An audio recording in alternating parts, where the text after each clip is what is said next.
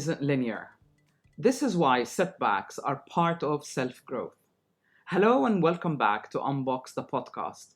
I'm your host, Sahar Huneidi Palmer, intuitive life mentor and best-selling author. This is season 25 and you're listening to episode 26. Today we're exploring something that comes up for nearly everyone doing the inner work.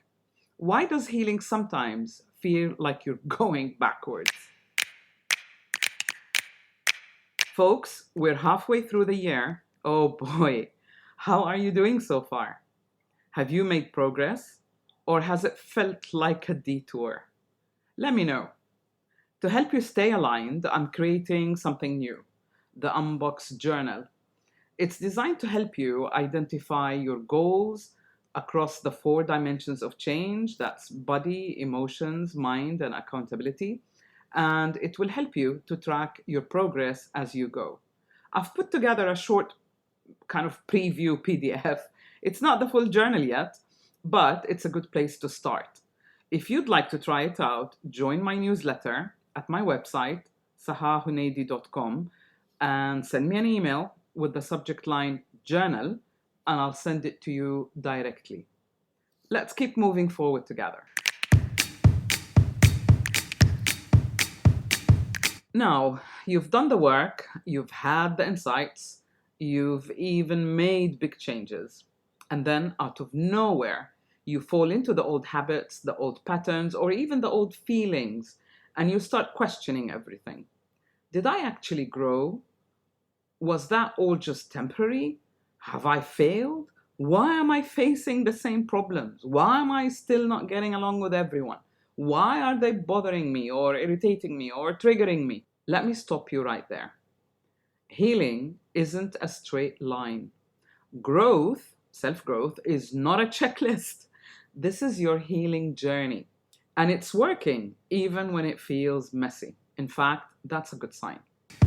Let's dive into why healing feels messy and how to stop abandoning the real you in daily life. Yes, abandoning. Here's why. Healing comes in waves.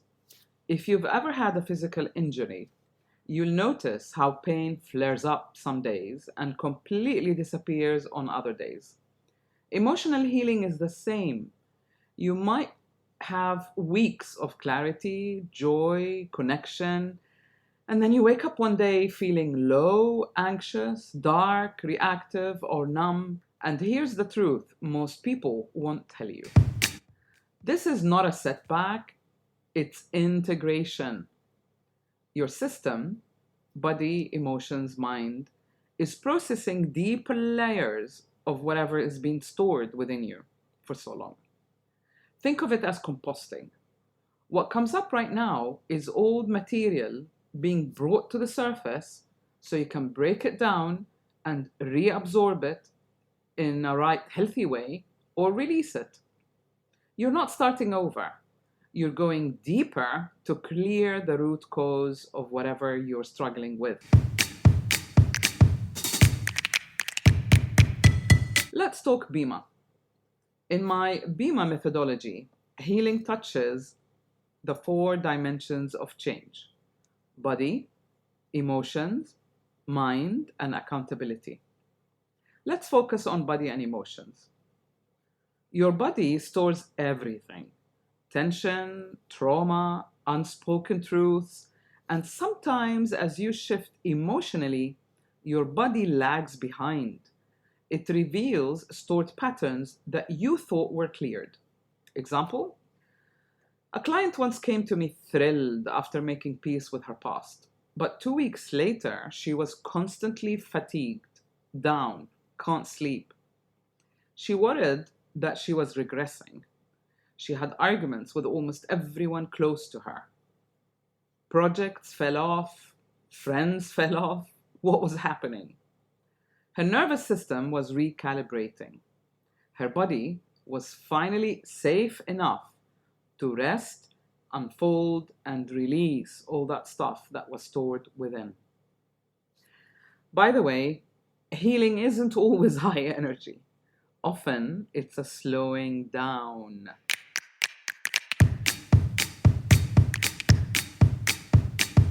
how we self-abandon in daily choices. Now, let's talk about something that often goes unnoticed, and that's self-abandonment. No, not the big kind like you're staying in a toxic relationship, but the subtle, everyday kind where you abandon yourself. You abandon the real you. Saying yes when you mean no, smiling when you're uncomfortable, skipping rest because someone needs you. Every time you override what you really feel, desire, or want, you chip away at the real you, your authentic self. One client, let's call her Layla, had done years of inner work, but she still found herself overcommitting and then burning out. When we unpacked it, she realized she was still running an old story. If I'm not helpful, no one will admire me. I won't be loved. She didn't need another breakthrough. She needed to notice the story in the moment and choose differently. In other words, make a conscious choice. I often tell my clients to touch their forehead, i.e., to pose their mind and say, I choose to think differently. I choose to feel differently. That's how healing becomes embodied. Let's pause for a moment and do a quick self check in. We're going to take a moment together. Close your eyes if it's safe enough to do so, otherwise, do it later. Take a deep breath and ask yourself, where am I overriding my true feelings right now? What small decision have I made today that didn't come from alignment from my real desire? Just notice, no judgment. This is the work. Being an objective observer without criticizing or putting yourself down. If this is resonating with you and you're realizing you've outgrown parts of your old self, but you're not sure how to stay consistent, book an Unbox discovery session with me. It's a private 45-minute mentoring call where we look at where you are and where you are self-abandoning, and I'll help you get back to your center. You'll find it at my website, sahahunaydi.com, and also check the show notes. Now, I'd like to emphasize that you're not failing. You are rewiring. Let's be clear. The fact that you can see your old patterns, even while repeating them, that's awareness. And that awareness means you're already changing. Neural rewiring doesn't happen all at once. You might need to choose a new response, 30, 50 times before it becomes default. In my opinion, about 7 to 10 really works. If you catch yourself 7 to 10 times when you're repeating a pattern or a response, it will change because the old neural networks will gradually die. Don't mistake discomfort for failure. What you're experiencing is just unfamiliarity. A client who struggled with people pleasing once told me, I started saying, let me get back to you, instead of yes. That one line changed her life. Why? Because it interrupted the automatic neural loop she was running. It gave her a space to check in. You don't need big declarations, by the way.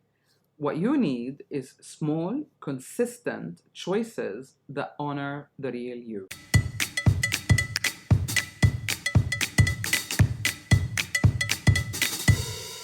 Let's bring it home to the fourth BEMA pillar, accountability.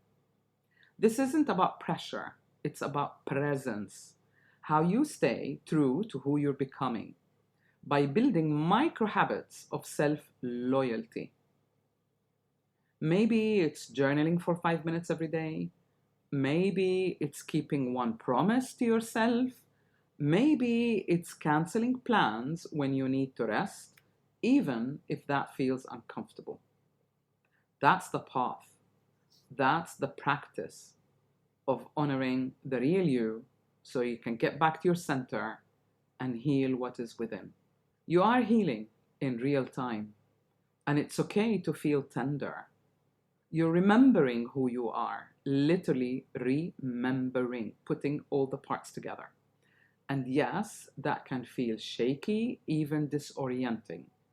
But you're not lost, you're not stuck, you're on a spiral path, circling closer and closer to the center, to the real you.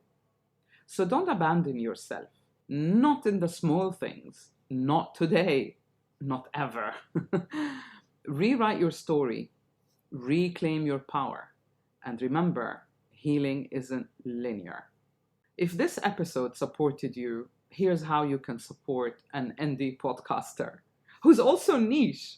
Share it with someone who's feeling stuck. Please hit subscribe so you never miss an episode. And I also need your support to get the statistics going. My goal is to get back on top where I was when I started Unbox the podcast in 2005. You can also leave a quick review on Apple or leave a comment on Spotify. Nowadays, that's what gets the word out. It helps me to reach more people like you.